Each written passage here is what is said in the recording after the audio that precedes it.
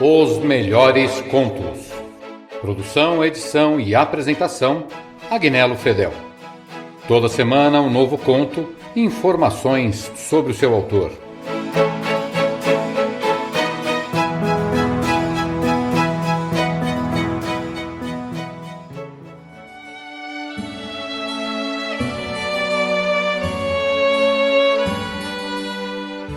Miguel Torga, pseudônimo de Adolfo Correia da Rocha, nasceu em São Martinho de Anta, Vila Real, Portugal, no dia 12 de agosto de 1907.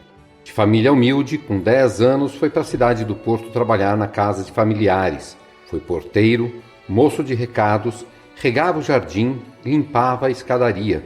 Em 1918 foi mandado para o seminário de Lamego, onde estudou português, geografia e história, latim e os textos sagrados. Depois de um ano, decidiu que não queria ser padre. Em 1920, aos 13 anos, Miguel Torga viaja para o Brasil para trabalhar na fazenda de café de um tio, em Minas Gerais. Foi matriculado no ginásio, em Leopoldina. Em 1925, regressa a Portugal acompanhado do tio que, percebendo a inteligência do sobrinho, se prontificou a custear seus estudos em Coimbra. Durante 3 anos, cursou o liceu e, em 1928, matricula-se na Faculdade de Medicina. Em 1933, depois de formado, começou a exercer a profissão em sua terra natal. Ainda estudante de medicina, Miguel Torga iniciou sua vida literária e publicou seus primeiros livros de poemas. Em 1934, publica A Terceira Voz, quando passa a usar o pseudônimo que o imortalizou. As críticas ao regime franquista espanhol contidas no livro O Quarto Dias levaram-no à prisão em 1940. Miguel Torga evitava agitação e publicidade, mantinha-se longe de movimentos políticos e literários, não dava autógrafos ou dedicatórias e não oferecia livros a ninguém. Sua obra reflete as apreensões, esperanças e angústias de seu tempo, traduz sua rebeldia contra as injustiças e sua revolta diante dos abusos do poder. Miguel Torga escreveu uma vasta obra em poesia, prosa, romance e teatro.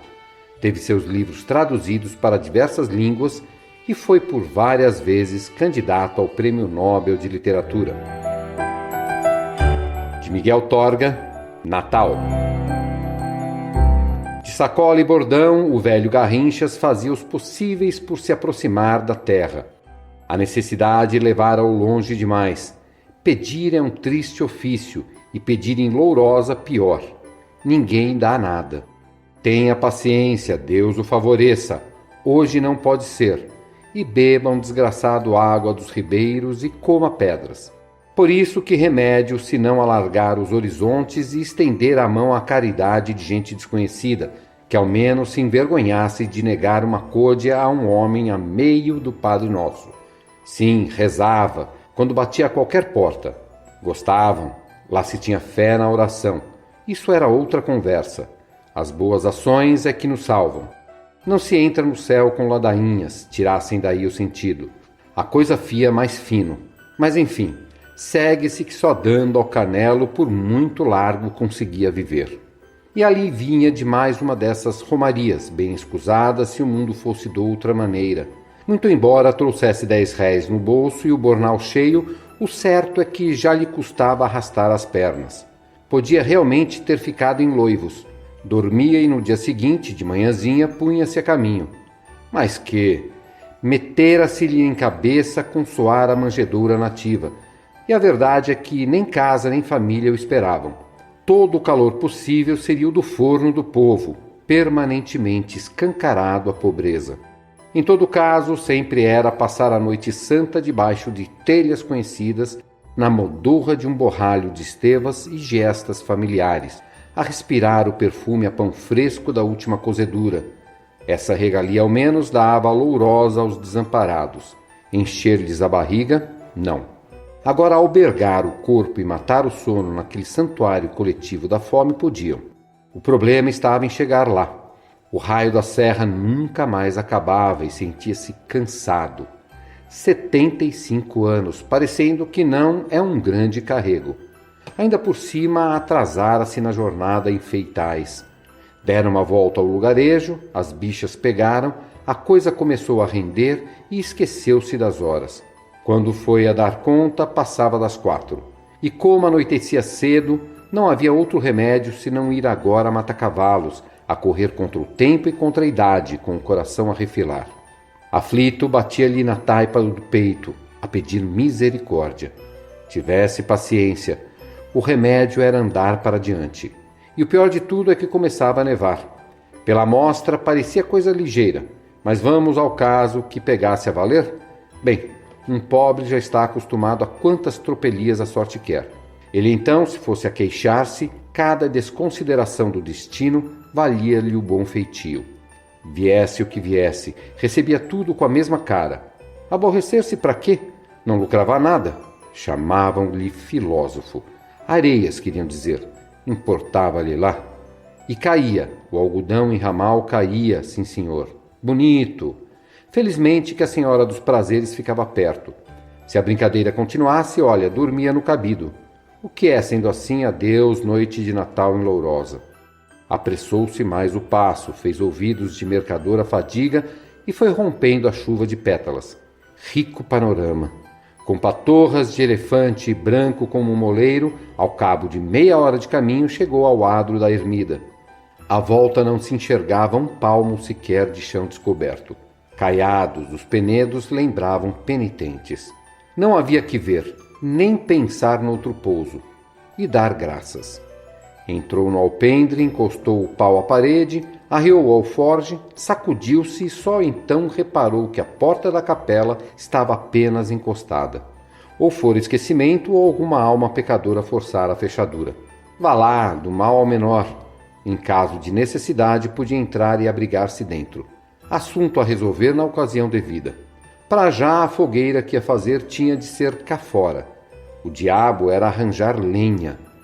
Saiu, apanhou um braçado de urgueiras, voltou e tentou acendê-las. Mas estavam verdes e úmidas, e o lume, depois de um clarão animador, apagou-se. Recomeçou 3 vezes e 3 vezes o mesmo insucesso. Mal. Gastar os fósforos todos é que não. Num começo de angústia, porque o ar da montanha tolhia e começava a escurecer, lembrou-se de ir à sacristia ver se encontrava um bocado de papel. Descobriu realmente um jornal a forrar um gavetão, e jamais sossegado e também agradecido ao céu por aquela ajuda, olhou o altar. Quase invisível na penumbra, com o divino filho ao colo, a Mãe de Deus parecia sorrir-lhe. «Boas festas!» desejou-lhe então a sorrir também. Contente daquela palavra que lhe saíra da boca sem saber como, voltou-se e deu com um andor da procissão arrumado a um canto. E teve outra ideia. Era um abuso, evidentemente, mas paciência. Lá morrer de frio, isso vírgula. Lá escavacar o arcanho, olarilá. Na altura da romaria que arranjassem um novo. Daí a pouco, envolvido pela negrura da noite, o coberto, não desfazendo, desafiava qualquer lareira afortunada. Madeira seca do palanquim ardia que regalava. Só de cheirar o naco de presunto que recebera em carvas, crescia água na boca. O que mais faltava? Enxuto e quente, o Garrinchas dispôs-se então a assear.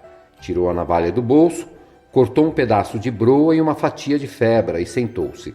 Mas antes da primeira bocada, a alma deu-lhe um rebate e, por descargo de consciência, ergueu-se e chegou-se à entrada da capela. O clarão do lume batia em cheio na talha dourada e enchia depois a casa toda. É servida? A santa pareceu sorrir-lhe outra vez e o menino também. E o Garrinchas, diante daquele acolhimento cada vez mais cordial, não esteve com meias medidas. Entrou, dirigiu-se ao altar, pegou-na e trouxe-a para junto da fogueira.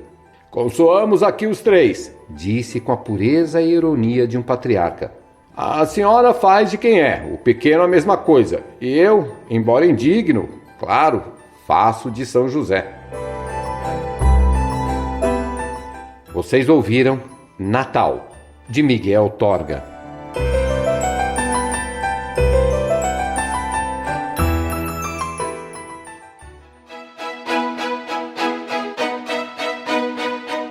Os melhores contos. Produção, edição e apresentação, Agnello Fedel. Toda semana um novo conto e informações sobre o seu autor.